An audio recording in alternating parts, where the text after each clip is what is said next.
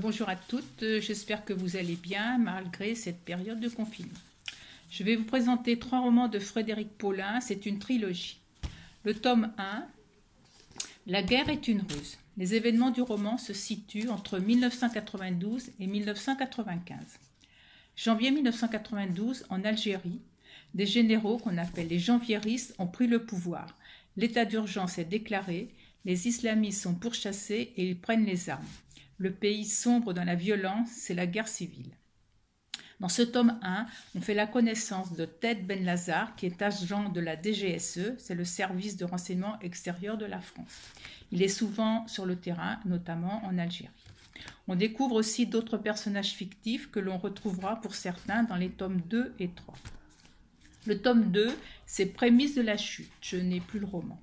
Le roman relate la période 1996-2001. Janvier 1996, à Roubaix, 2 malfrats tuent à la Kalachnikov des policiers lors d'un contrôle routier. Raif Arnaud, journaliste local, est sur les lieux et affirme que ces 2 malfrats ont fait leurs armes en ex-Yougoslavie dans la brigade El Moudjahidine.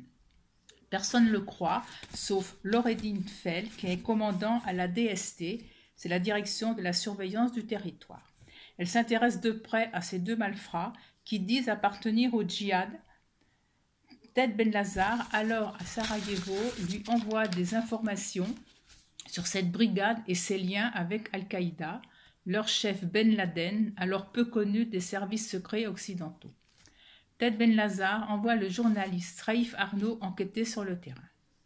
De la Bosnie aux grottes de Tora Bora, la vie dans les zones tribales et les camps d'entraînement islamistes, de Paris à Tibrin, de Roubaix à New York, Frédéric Paulin nous entraîne dans la toile des réseaux djihadistes.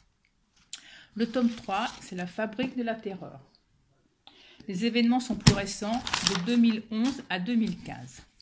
Janvier 2011, le peuple tunisien se révolte et dégage Ben Ali, le président, qui s'enfuit en Arabie Saoudite.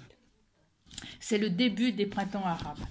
Vanessa Benlazar, qui est la fille de Tej, est devenue grand reporter et aime être sur le terrain comme son père autrefois. C'est souvent dangereux pour elle. La journaliste évoque des groupes islamistes qui tentent de prendre le pouvoir en Libye et en Syrie. Il y a aussi Loredine Fell qui s'intéresse à Mohamed Merah à Toulouse, mais sa hiérarchie ne la soutient pas. On voit aussi le processus de radicalisation des jeunes qui veulent partir pour la Syrie et intégrer l'armée de Daesh. On assiste alors en France à de terribles attentats, que ce soit ceux de Charlie Hebdo en janvier à ceux du Bataclan en novembre. Mêlant habilement personnages réels et fictifs, Frédéric Paulin nous raconte des événements bien réels et dramatiques. On constate aussi la guerre entre les services secrets et le manque de communication entre eux. Question, qu'en est-il de la réalité ?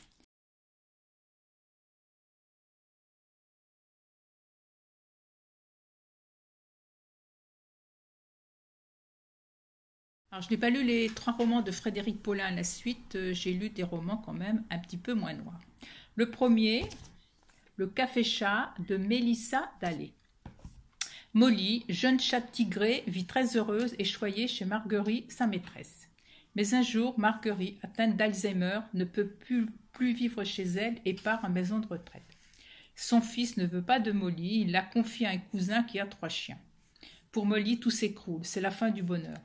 Elle devient chatte errante, mais cela ne lui convient pas. Durant cette période, elle va quand même faire de belles rencontres. Elle finira par se faire accepter dans un café où Debbie, jeune femme au cœur brisé, vit seule avec sa fille Sophie, avec laquelle elle est en conflit. Le rêve de Debbie, monter un café-chat. C'est sans compter sur une vieille femme qui, elle, veut se débarrasser de ses nouveaux habitants dans le village. Debbie et Molly devront se battre pour défendre leur café et redonner vie au village.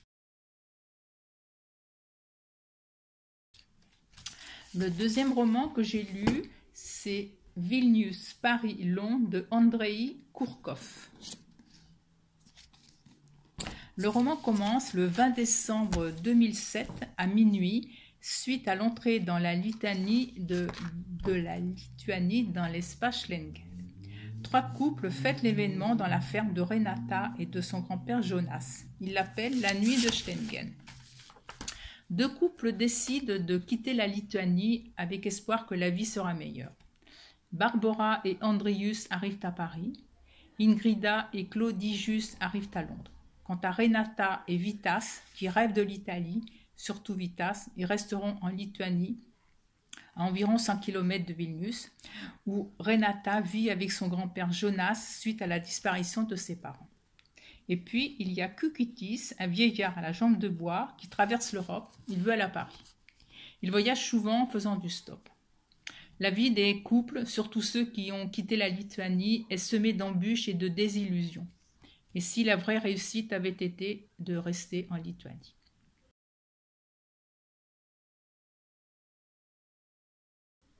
Et puis, j'ai lu aussi un autre roman, La vie en chantier de Pete Fromm. Alors, Marnie et Taz, deux jeunes couples habitant à Missoula dans le Montana, ont acheté une petite maison à retaper car leurs moyens sont modestes. Taz est menuisier et n'a pas toujours de travail. Marnie l'aide à la rénovation et espère en faire un endroit douillet. Marnie apprend alors qu'elle est enceinte. Ils décident alors qu'ils doivent au moins finir la chambre du bébé et la salle de bain pour l'accueillir dans de bonnes conditions. Ils sont aidés par Rudy, leur ami de toujours. Malheureusement, Marnie décède à l'accouchement. Taz, effondré, anéanti, se retrouve avec Mitch, leur fille, et doit affronter ses responsabilités. Il engage Elmo, une babysitter, qui va beaucoup s'attacher à Mitch, qui la considère comme sa mère. Taz se jette à corps perdu dans le travail pour s'occuper l'esprit. Rudy et Elmo sont toujours présents pour les coups durs et soutenir Taz dans les épreuves qu'il traverse.